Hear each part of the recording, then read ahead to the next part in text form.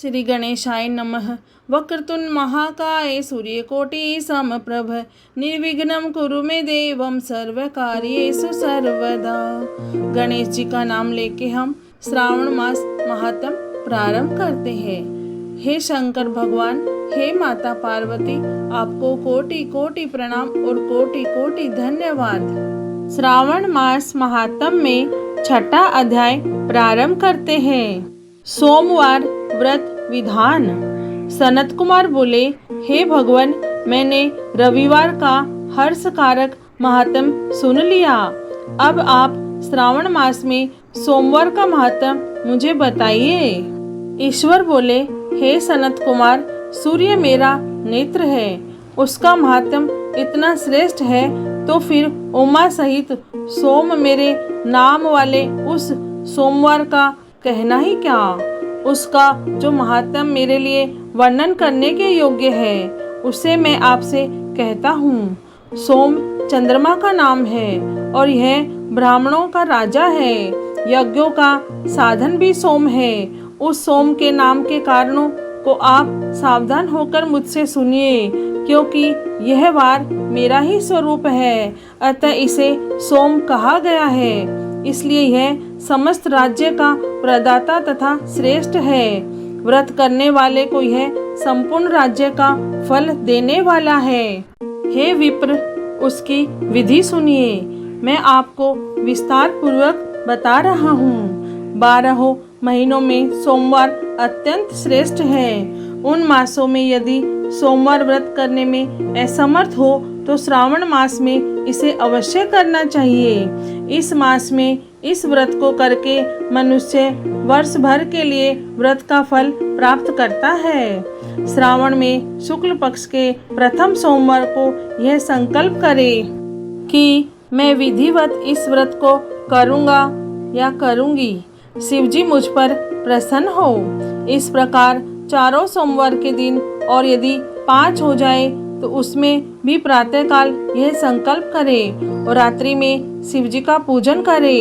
16 उपचारों से सायंकाल में भी शिवजी की पूजा करे और एकाग्रचित होकर इस दिव्य कथा का श्रवण करे। हे सनत कुमार, इस सोमवार की कही जाने वाली विधि को अब मुझसे सुनिए। श्रावण मास के प्रथम सोमवार को इस श्रेष्ठ व्रत को प्रारंभ करें। मनुष्य को चाहिए कि अच्छी तरह स्नान करके पवित्र होकर श्वेत वस्त्र धारण कर ले और काम, क्रोध, अहंकार, द्वेष, निंदा आदि का त्याग करके मालती, मल्लिका आदि श्वेत पुष्पों को लाए। इनके अतिरिक्त अन्य विविध पुष्पों से तथा अभीष्ट पूजनों उपचार के द्वारा त्र्यंबक इस मूल मंत्र से शिवजी की पूजा करें। उसके बाद कहे, मैं शव, भावनाश, महादेव, उग्र, उग्रनाथ, भाव, राशिमौली, रुद्र, नीलकंठ, शिव तथा भवहारी का ध्यान करता हूँ। इस प्रकार अपने विभव के अनुसार मनोहर उपचारों से देवेश शिव का विधिवत पूजन करे। जो इस व्रत को करता है उसके पुण्य फल को सुनिए। जो लोग सोमवार के दिन पार्वती सहित शिव की पूजा करते हैं वे पुनरावृत्ति से रहित अक्षय लोक प्राप्त करते हैं। हे सनत कुमार, इस मास में नक्त व्रत से जो पुण्य प्राप्त होता है उसे मैं संक्षेप में कहता हूँ। देवताओं तथा दानवों से भी अभेद 7 जन्मों का अर्जित पाप नक्त भोजन से नष्ट हो जाता है। इसमें संदेह नहीं करना चाहिए। अथवा इस अति उत्तम व्रत को उपवास पूर्वक करे। इसे करने से पुत्र की इच्छा रखने वाला मनुष्य पुत्र प्राप्त करता है और धन चाहने वाला धन प्राप्त करता है। वह जिस जिस अभिष्ट की कामना करता है उसे पा जाता है। इस श्लोक में दीर्घकालिक वांछित सुख उपभोगों को भोग कर अंत में श्रेष्ठ विमान पर आरूढ़ होकर वह रुद्रलोक में प्रतिष्ठा प्राप्त करता है।